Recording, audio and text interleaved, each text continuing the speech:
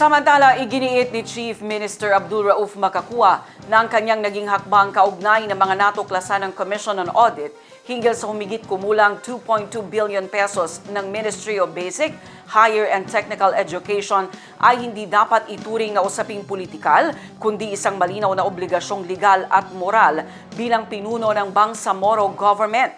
Ang News Now sa report.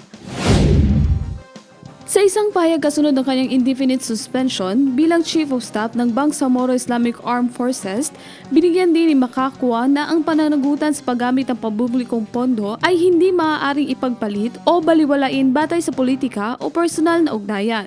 Ayon sa kanya, ang mga seryosong tanong ng COA hinggil sa pondo ng edukasyon ay nangangailangan ng agarang paglilinaw dahil ito ay usapin ng batas at pamamahala, hindi ng politika. Binigyan din niya na mahalaga ang pagpapanatili ng kredibilidad ng Bangsamoro Government at ng mga institusyong itinatag mula sa mahabang pakikibaka ng mamamayang Bangsamoro.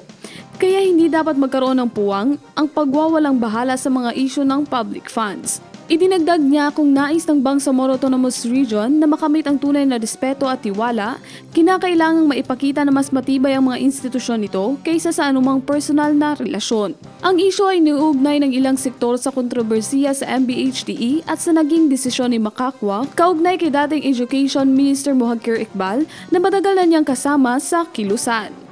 Sa kabila ng kanilang mahabang samahan bilang mga mujahidin at veterano ng Bangsamoro struggle, sinabi sa pahayag ng opisyal na ipinapakita sa naging posisyon nito na ang personal na ugnayan at pinagsamahan sa pakikibaka ay hindi dapat maging hadlang sa pagpapatupad ng pananagutan kapag may mga seryosong usaping pamahalaan.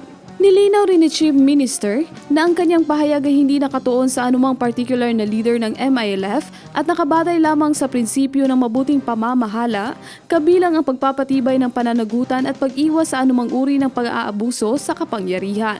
Ang mga prinsipyong ito ay niugnay din umano niya sa matagal ng adhikain ng pamunuan ng Bangsamoro laban sa kaltiwalian, nepotismo at graft at corruption sa loob ng pamahalaan.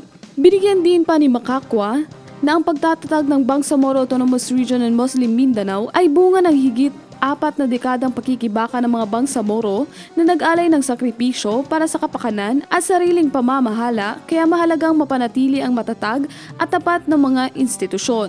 Ayon sa kanya, nawawala ng saysay ang mga institusyon kung hindi pantay ang pagpapatupad ng pananagutan at kung mas nangingibawo ang personal na interes kaysa sa interes ng publiko.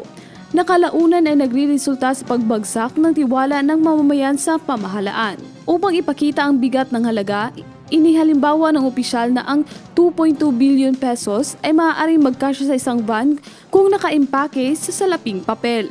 Maaari ring makapag-aral ng humigit kumulang 1,000 estudyante sa kolehiyo kung ilalaan ang nasabing pondo bilang scholarship at katumbas ng halos 3,700 taon ng sahod ng isang manggagawang kumikita ng 50,000 pesos kada buwan. Dahil dito, iginit na Makakua na hindi maaari ipagwalang bahala ng pamahalaan ang anumang tanong o aligasyon na may kinalaman sa paggamit ng pampublikong pondo. Kasabay nito, nilinaw niya na ang isyu ay hindi dapat ituring na bahagi ng internal na tunggalian sa pagitan ng MILF o Bangsamoro Government at tiniyak na tuloy ang operasyon ng mga tanggapan ng pamahalaan, paghahatid ng serbisyo publiko at paghahanda para sa nalalapit na halalan. Sa huli, nanawagan si Makakua ng pagkakaisa sa hanay ng Bangsamoro at pagpapatuloy ng masusing pamamahala na nakatuon sa institutional na integridad, habang muling iginit ang kanyang patuloy na paglilingkod sa batas at sa mamamayan ng may katapatan at tahimik na dedikasyon.